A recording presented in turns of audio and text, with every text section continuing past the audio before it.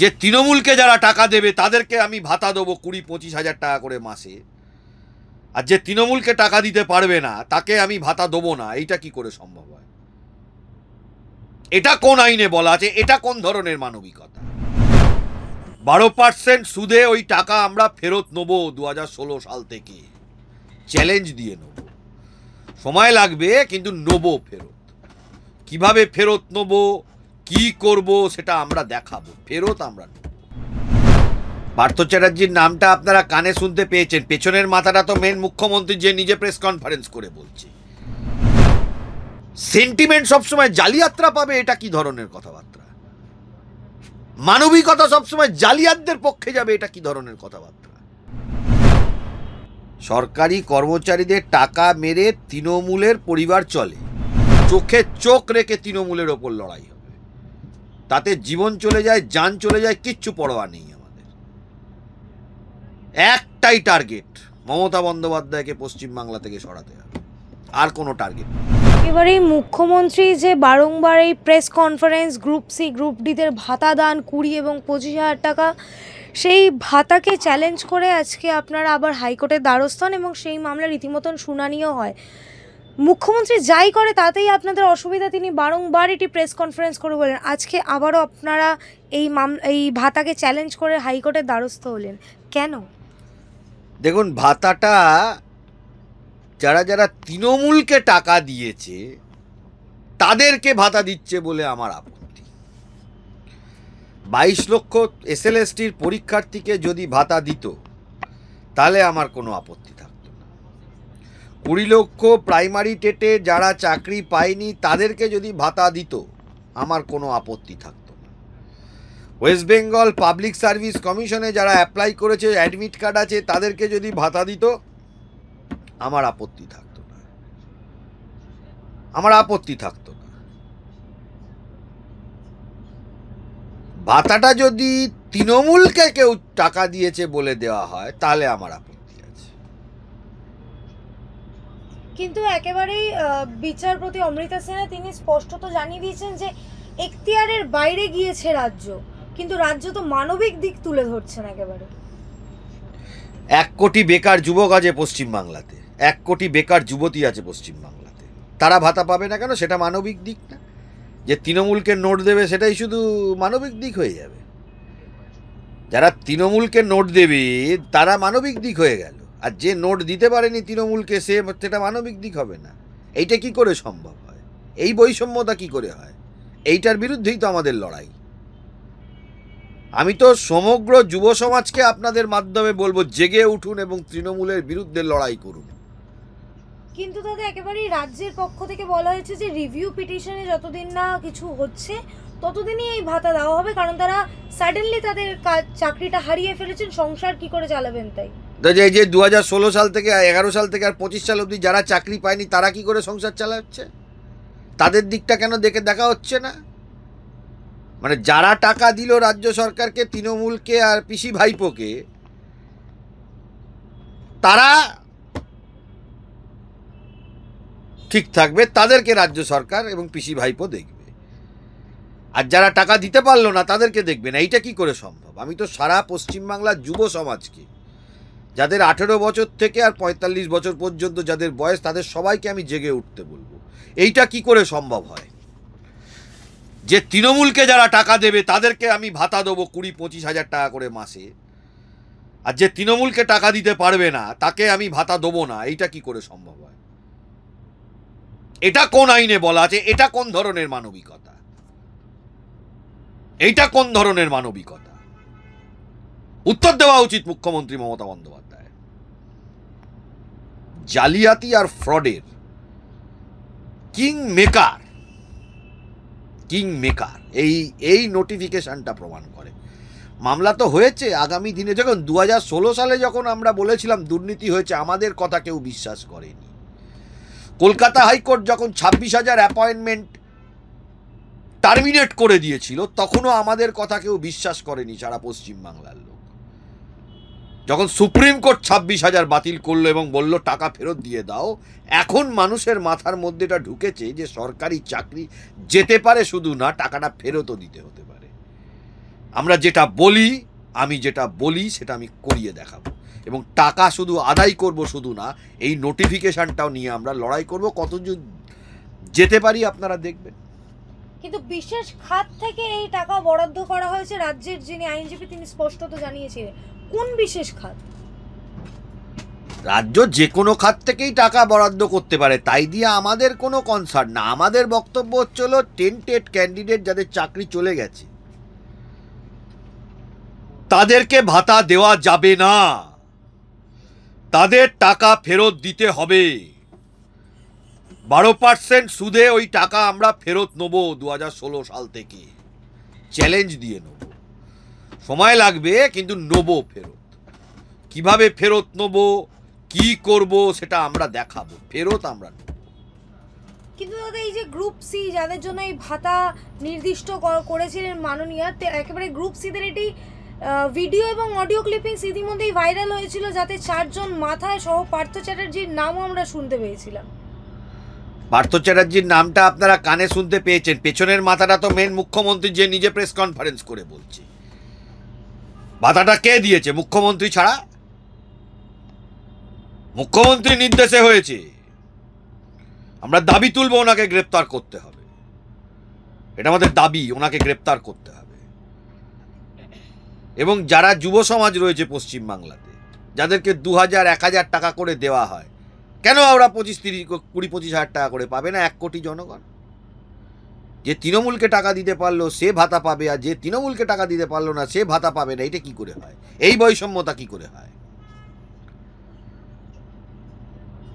পৃথিবীতে আমি অনেক বড় বড় ডাকাত দেখেছি, চোর দেখেছি, পলিটিশিয়ান দেখেছি। কাশ্মীরে এই পেহেলগাঁও ঘটনা শুনেছি, ফ্রডস্টার খুব কম দেখেছি। এরকম ফ্রডস্টার হতে পারে যে ভাতা দিচ্ছে সুপ্রিম কোর্টের রায় হয়ে যাওয়ার পরে। এত তড়িঘড়ি কেন? হ্যাঁ, এত তড়িঘড়ি কেন? তড়িঘড়ি ভাতাটা এই জন্য, কারণ যারা মাইনে বন্ধ হয়ে গেলে এরা তখন আসল নামটা বলে দেবে, অনেকেরই নাম বেরোবে না, তাই জন্য মুখটা বন্ধ করে রেখেছে, টাকা দিয়ে এদেরকে কিনে রেখেছে, যাদেরকে ভাতা দিচ্ছে তাদেরকে। যোগ্য ছেলে মেয়েদের জন্য যেমন কষ্ট হচ্ছে, ফ্রডের লেভেলটা চিন্তা করুন, মানে লেভেল অফ ফ্রড স্টার। কিন্তু দাদা এই যে রিভিউ পিটিশন হতেই থাকবেন এবং তারা ভাতা পেতে, রাজ্য সরকার যদি 50,000 রিভিউ পিটিশন ফাইল করে তারা ভাতা পাবে, এটা কোন ধরনের যুক্তি হয়? রাজ্য সরকার এখন হাজার হাজার রিভিউ পিটিশন ফাইল করতে থাকবে, ততদিন ভাতা পেতে থাকবে। তৃণমূল বা কামানোর কথা, রোজগার করার কথা কি করে বুঝবে? ওরা তো চুরি করে রোজগার করে। তৃণমূলের রোজগার, তৃণমূল পার্টি চুরির পয়সায় চলে। সৎপথে রোজগার করলে এরকম কথায় কথায় BMW মার্সিডিজ হয় নাকি নেতাদের?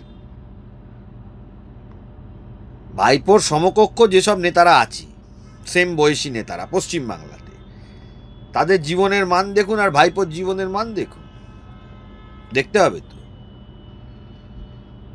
তাদের জীবনের মান কি। আমি অন্যান্য সব রাজনৈতিক দলকে বলছি, কোনো স্পেসিফিক রাজনৈতিক দলকে বলছি। ওনার জীবনের মান আর বাকিদের জীবনের মানটা তো দেখতে হবে, স্ট্যান্ডার্ড অফ লিভিংটা তো দেখতে হবে। একদিকে ভাতার জন্য রাজ্য হাইকোর্টে একেবারে লড়াই করছেন ভাতা দানের জন্য, অন্যদিকে ডিএ এখনো কিন্তু অ্যাকাউন্টে ঢোকেনি কারো। ডিএ তো ঢুকবেই না, এগুলোর জন্যই তো রাজ্য সরকার আছে। কর্মচারীদের টাকা, কর্মচারীদের টাকা মেরে এদের সংসার চলে। সরকারি কর্মচারীদের টাকা মেরে তৃণমূলের পরিবার চলে। কর্মচারী সমাজের টাকা মেরে, পেনশনের টাকা মেরে তৃণমূলের সংসার চলে। যারা তৃণমূলকে টাকা দেয় তারা ভাতা পায়। এই হলো তৃণমূল রাজ। এর বিরুদ্ধে, এই বৈষম্যতার বিরুদ্ধে আমি লড়াই। আমি যারা যুব সমাজ আছে পশ্চিমবাংলায়, যারা বেকার, সরকারি চাকরির জন্য পড়াশোনা করছেন, কেউ টিচার হওয়ার স্বপ্ন দেখছেন, আমি সকলকে সংগঠিত হতে বলবো এবং এই টেন্টেড ক্যান্ডিডেটদের ভাতা দেওয়ার ব্যাপারে আমি সকলকে প্রতিবাদ করতে বলবো। এবং সকলকে আবারও বলবো, এর আগেও বলেছি, নবান্নের চিঠি লিখুন, ভাতা সবাইকে দিতে হবে। 1 কোটি লোক ভাতা পাবে না কেন? ওরা টাকা দিতে পারেনি যারা তৃণমূলকে। বঞ্চিত? যারা বঞ্চিত ক্যান্ডিডেট তাদের দিতে হবে তো। শুধু তৃণমূলকে যারা টাকা দিয়েছে তাদের ভাতা দেবে এটা হয় নাকি? কিন্তু তারা তাহলে কি সেই বিশেষ খাত থেকে তাহলে কোনোভাবেই ডিএর টাকা মেরেই ভাতা হচ্ছে তাহলে বলা যেতে পারে? না না, ডিএর টাকা মেরে তো অনেক কিছু হচ্ছে, শুধু ভাতা তো হচ্ছে এটা তো না। ডিএর টাকা তো সেই 2011 সাল থেকে মেরে আসছে। ডিএর টাকা কি আজকে থেকে মারছে নাকি? 2025 ভাতার কথাটা তো 2025 সালে হয়েছে। ডিএ তো 2011 সাল থেকে মেরে এই সরকার চলছে। আগের সরকারের আমলে করে যাওয়া ডিএ এআইসিপিআই মেনে, all India consumer price index মেনে রোপা 2009 রুল তৈরি করে গেছে আগের সরকার। এর আগে সমস্ত সরকারই সেই রুল মেনে করেছিল। 11 সাল থেকে এই সরকার এসে ওটা বন্ধ করে দিয়েছে, মানব না। তা ডিএ মারাটা তো 11 সাল থেকে চলছে। এগুলো সব সুদে আসলে আদায় করব, কোনো কিছু ছাড়া হবে না তৃণমূলকে। চোখে চোখ রেখে তৃণমূলের ওপর লড়াই হবে, তাতে জীবন চলে যায়, জান চলে যায়, কিচ্ছু পরোয়া নেই আমাদের। একটাই টার্গেট, মমতা বন্দ্যোপাধ্যায়কে পশ্চিমবাংলা থেকে সরাতে হবে, আর কোনো টার্গেট নেই। দাদা, এই যে ঘরে বসে তারা টাকা পাবেন, বিচারপতি সরাসরি এই প্রশ্নও তুলেছিলেন। এই রাজ্যের পক্ষ থেকে মানবিক দিক দেখানো হচ্ছে, তাহলে সেই মানবিক দিক কি কোথাও না কোথাও গিয়ে তাহলে আপনাদেরই তো সরাসরি আক্রমণ করা হচ্ছে? না না, যারা চাকরি পেল না তাদের কোনো মানবিক দিক হবে না? হাজার হাজার লক্ষ লক্ষ ছেলে মেয়ে পশ্চিমবাংলায় পথে বসে আছে, তাদের জন্য মানবিক দিক নেই? লক্ষ লক্ষ ছেলে পশ্চিমবাংলায় বোঝা। আপনি দেখুন, পাবলিক সার্ভিস কমিশনের সামনে যান কোনোদিন, হাজার হাজার ছেলে ঘুরে বেড়াচ্ছে ওয়েস্ট বেঙ্গল পাবলিক সার্ভিস কমিশনের সামনে। আপনি West Bengal board of primary এডুকেশনের সামনে কোনোদিন যান, হাজার হাজার ছেলে প্রাইমারি টিচারের চাকরি পায়নি। আপনি স্কুল সার্ভিস কমিশনের দপ্তরের সামনে বাই কলেজ স্ট্রিট, তারপরে এইসব জায়গাতে আপনি ঘুরে বেড়ান, দেখবেন হাজার হাজার লক্ষ লক্ষ ছেলে মেয়ে চাকরি পায়নি। তারা কেন ভাতা পাবে না? এটা তো ভাতা, এটা তো চাকরি নয়। চাকরি মেনে নিলাম সবাই পাবে না, ভাতা তো সবাই পেতে পারে। তাদের ব্যাপারে 2000 টাকা, 500 টাকা, 300 টাকা, আর এদের ব্যাপারে 20,000 টাকা, 25,000 টাকা। একটা কথা বলুন তো, municipality, university, school, college, government undertaking সেক্টরগুলোতে এসএসকে, এমএসকে, অঙ্গনওয়াড়ি যারা মহিলারা রয়েছেন, তাদের তো প্রত্যেকে কন্ট্রাকচুয়াল ওয়ার্কার, কারুর 5,000, 7,000, 9,000, 10,000 টাকা মাইনে। তারা কেন সমকাজে সমবেতন পাবে না? তারা তৃণমূলকে টাকা দিতে পারে না বলে পাবে না, আর এদেরকে যারা যারা চুরি করে চাকরি পেয়েছে তাদেরকে 25,000 টাকা করে দিতে হবে। তারা কেন পাবে না? তাদের তো সমকাজে সমবেতন তাদের ন্যায্য দাবি।